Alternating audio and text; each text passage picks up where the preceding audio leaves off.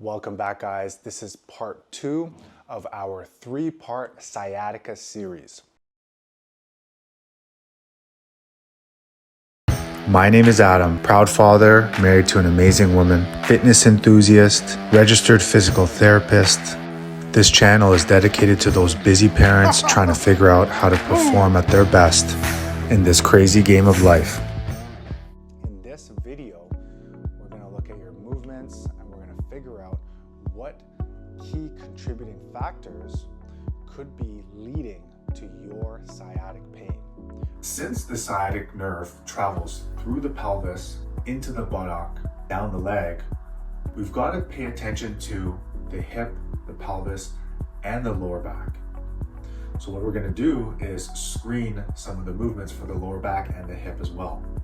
Pay attention to your symptoms as you move your spine left to right and rotate it. What happens? Do you have increased pain, or are you experiencing stiffness? Do you feel like you just can't move very far?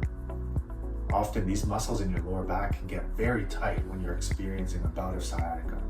Your nervous system will control and guard those muscles to prevent the spine from moving excessively.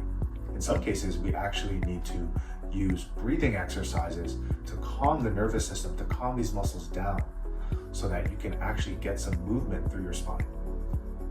We can assess the hip by laying on your back, bringing one knee to the chest, then the other knee. We can put one foot onto the other thigh or knee, get a little external rotation, rotating outward like a figure 4, sitting up. We can drop our knee down to the midline, creating an internal rotation movement. Then we could go into a butterfly position, also assessing external rotation. We want to see if we have enough what we call abduction or abduction, moving the leg away from the midline of the body, and also adduction, scissoring or crossing one leg over the next. Get a feel for how much movement you have in your hips, how restricted is it, and does it reproduce your symptoms? Some muscles in the hip can actually cause compression to the sciatic nerve. Another thing we want to assess is how much nerve tension do you have when you move in a way where that nerve actually stretches and it doesn't glide. This is a problem. Sometimes if you've been having sciatic pain for a long time, you get inflammation all throughout the channel where that nerve runs. That inflammation can actually lead to scar tissue. Scar tissue tacks the nerve down, and then the nerve mobility suffers.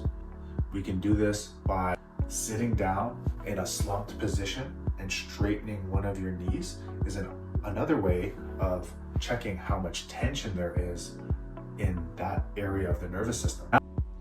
In the last and final installment, I give you my 5-pronged approach that I feel, based on my years of experience helping people, is the best way to tackle getting rid of this dreaded sciatic pain.